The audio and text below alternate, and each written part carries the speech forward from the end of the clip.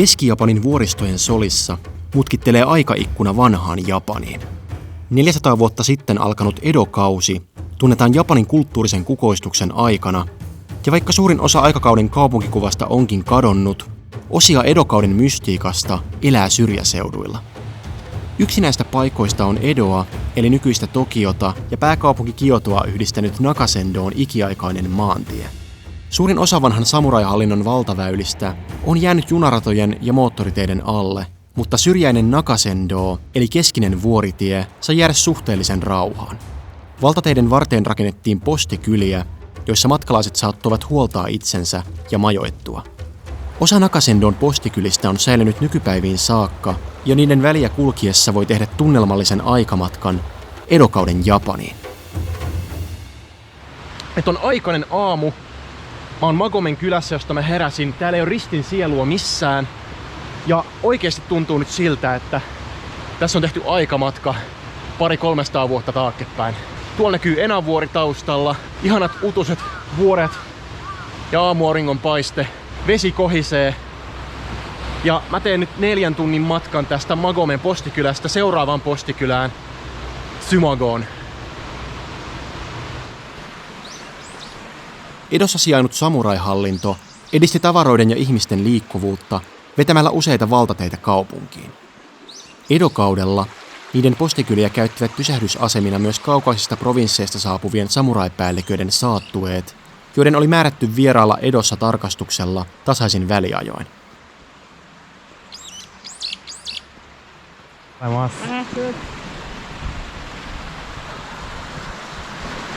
En tiedä, onko vaan tää vuoden aika ja se, että on aikainen aamu, mutta musta on uskomatonta, että täällä ei ole melkein ketään.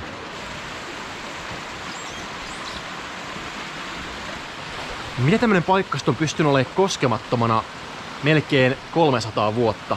Syy on siinä, että semmonen täällä syntynyt kirjailija kuin Shimazaki Tooson 1900-luvun alussa kirjoitti paikasta aika kansallisromanttisesti ja se herätti ehkä tällaista perinnemaiseman kaipuuta japanlaisissa.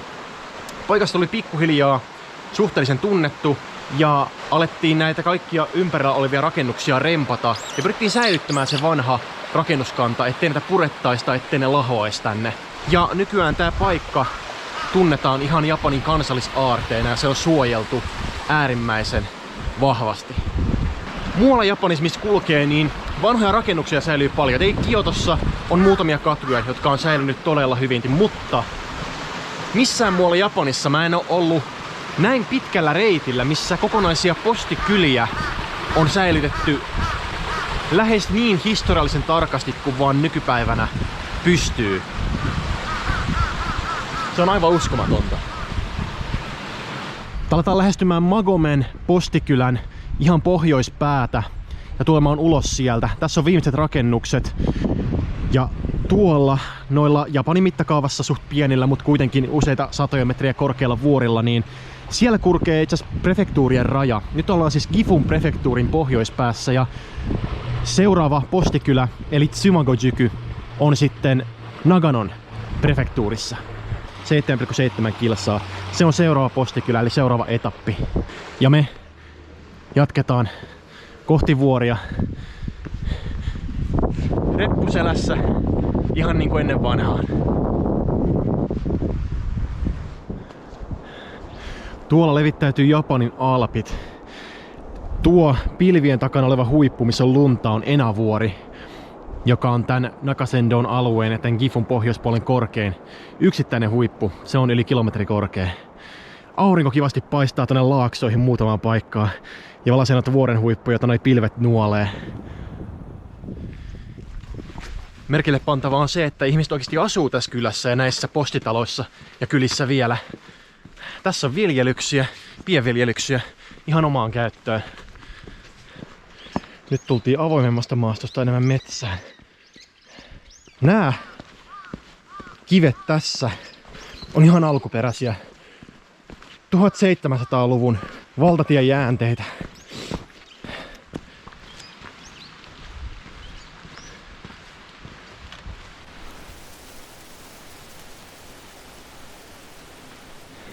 Suurin piirtein noitten vuoria, mitä tuossa eessä näkyy, yli Jossain siinä vuorten päällä menee prefektuurien raja.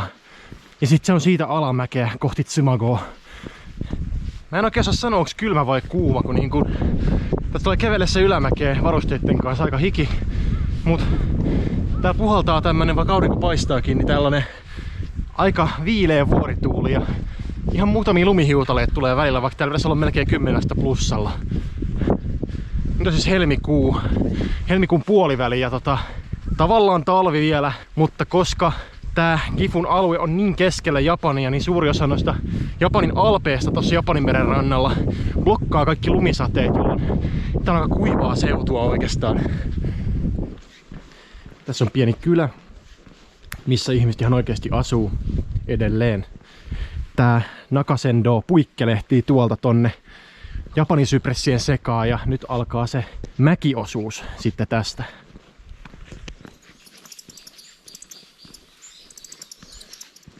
Magome Toge eli Magonen ylityspaikka. 790 metriä korkealla tällä hetkellä.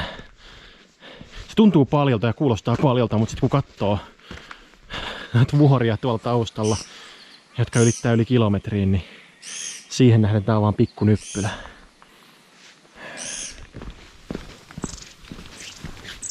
Konnichiwa! Täällä harvennetaan bambuja. Konnichiwa! Japanissa ihmiset aina vaan moikkaa toisiaan, etenkin vuorilla. Aina jos kiipee jossain, niin aina joku sanoo sulle moikka. Nakasendon vuorisoljen maisemat ovat innoittaneet kulkijoita satojen vuosien ajan. Edokaudella puupiirrostaiteesta tuli yleinen tapa kuvata matkalaisten kokemuksia, ja kuuluisa taiteilija Hiroshige ikuisti Nakasendon maisemia puupiirrossarjaansa. Vaikka Tokaidon merenrantatie oli vilkkain kulkureitti, valittiin rauhallisempi Nakasendo usein etenkin siksi, että sen reitillä ei tarvinnut kahlata jokien yli. Metsäinen ja hämyinen Nakasendo mutkitteli sen sijaan Sisä-Japanin vuorten välissä.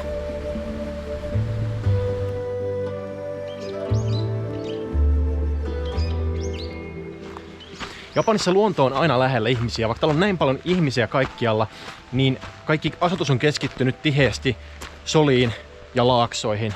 Ja vuoret on aina läsnä lähellä. Sen takia myös kaikki hengellisyys liittyy vahvasti luontoon ja sen takia luonnosta löytyy paljon palvottavia asioita. Kuten vanhoja puita, kiviä, vesiputouksia, melkein mitä vaan. Kami eli Shinto jumala tarkoittaa toki jumalaa, mutta sana kami, vaikkakin eri merkillä, meinaa myös yläpuolella olevaa. Ja myös pään hiukset on kami japaniksi. Alun perin tämä sana ilmeisesti johtuukin juuri siitä, että kami on mikä vaan, mikä on ihmisen yläpuolella. Ja sen takia ei ajatellakaan, että jumalat mitenkään varsinaisesti asuu isoissa puissa tai kivissä tai vesiputouksissa, vaan vesiputous, kivi tai puu itse on kami.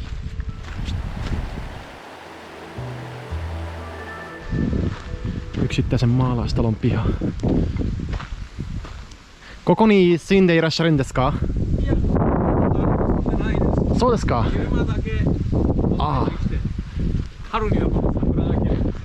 Sakura desu ka? Tashikani. Sugoi desu ne.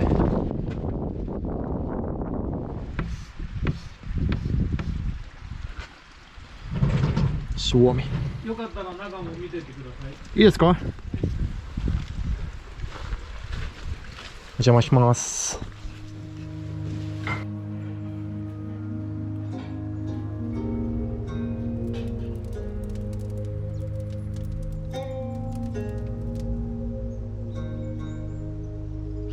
お茶飲みますか？じゃあいただきます。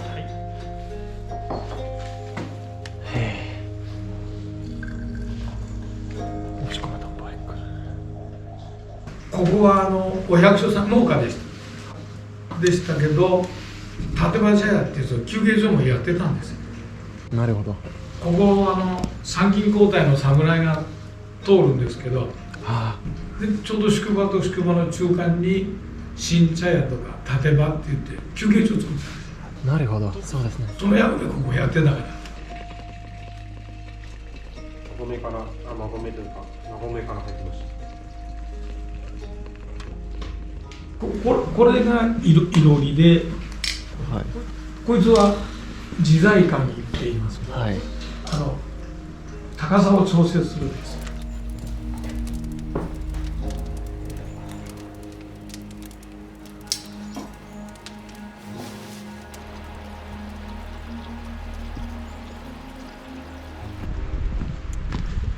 Alkaa tuulta tulemaan pikkuhiljaa. Vähän viilenee keli.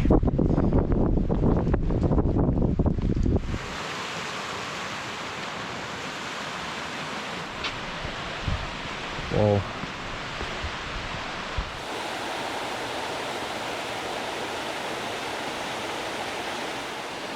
Tässä on nyt paikka, jossa vuorilta virtaa vettä siten, että se haarautuu kahtia ja muodostaa 2 eri vesiputousta. Japanissa kaikki joet ja virrat on tosi vuolaita yleensä just sen takia, koska korkeuserot on niin suuria, että vesi pääsee virtaamaan hurjaa vauhtia tosi nopeasti.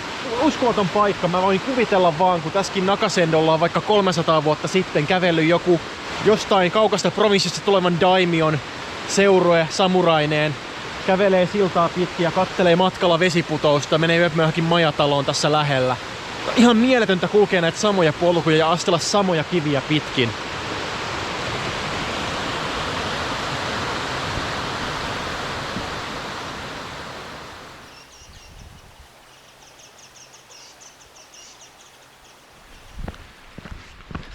Aletaan laskeutua vuorilta pikkuhiljaa. Sääkin rupee taas selkenemään. Tulee lämpimämpi, kun aurinko pääsee paistaa. Alkaa myöskin asutusta tulee vastaan. Tuolla näkyy kauempana jo vähän modernimpaa kaupunkia Laaksossa. Ja tässäkin tulee nyt taloja entistä enemmän vastaan. Kännykässä ei ole signaalia. Hyvä. Tässä on taas kaiken tämän havun alla tätä alkuperäistä kivetystä, mitä pitkin on kävelty Nakasendolta jo 300 vuotta. Se kiemurtelee tonne.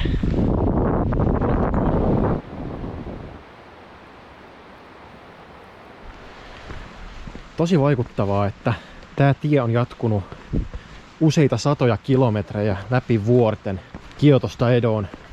Ja niin pitkään ollut toiminnassa kaikenlaisessa käytössä. Sitten on kulkenut tavaraa ja ihmisiä. Henkii jotain siitä, että millaista maailma on ollut ennen. Ja tässäkin on paikka, missä 2 maailmaa kohtaa. Vanha Nakasendon valtatie ja uusi maantie.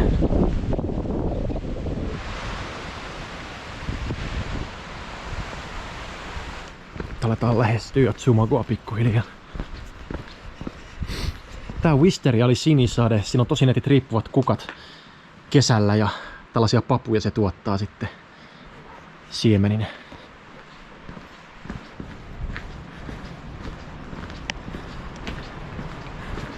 Moikka!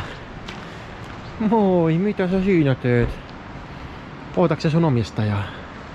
Sori, mulla ei nyt mitään antaa, eikä varmaan saa muutenkaan, kun omistajan siitä. Moi moi! Vanha Nakasendo vaan laskeutui jonkun tyypin pihaan kasuaalisti. Lampi on ihan jäässä, niin näkee, että on vielä talvi, vaikka ei siltä tunnu.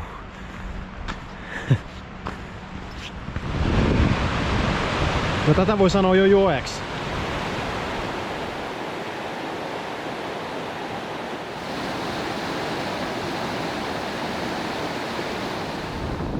No niin, Tsumago-juku.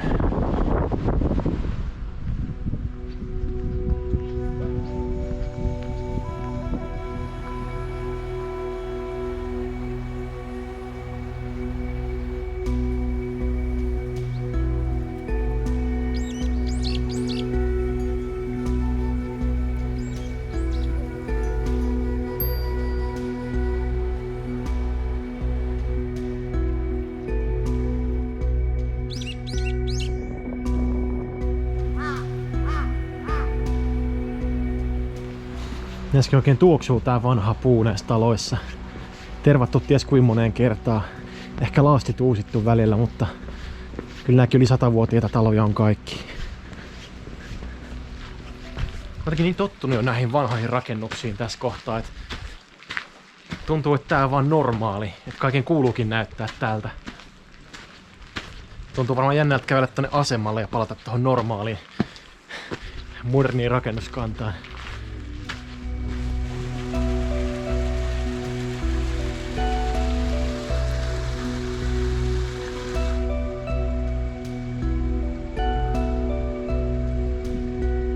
Nakasendon postikylien jäätyä taakse päivä alkoi kääntyä iltaan. Päätin kuitenkin käydä vielä yhdessä paikassa. Tsumagon läheisen vuoren laella on paikka, jossa on aikanaan sijainnut mäkilinnoitus. Nyt paikalla on tasanne, josta erottuu punertavassa illassa Magomen ja Tsumagon välinen sola. Mä en ole missään päin Japania aiemmin kokenut näin vahvaa ja kokonaisvaltaista immersiota ja historiallisuuden tuntua koko matkalta.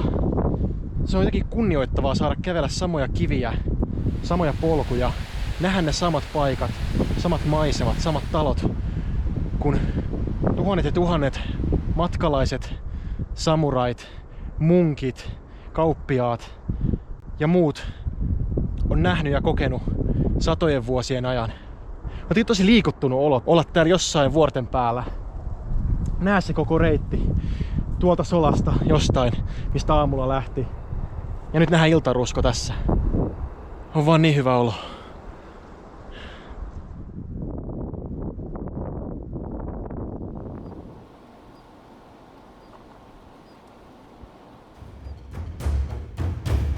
Luotto Googleen vähenee hetki hetkeltä.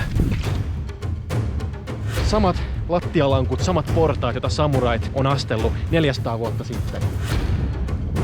Japanin kauneimmista vanhoista linnoista.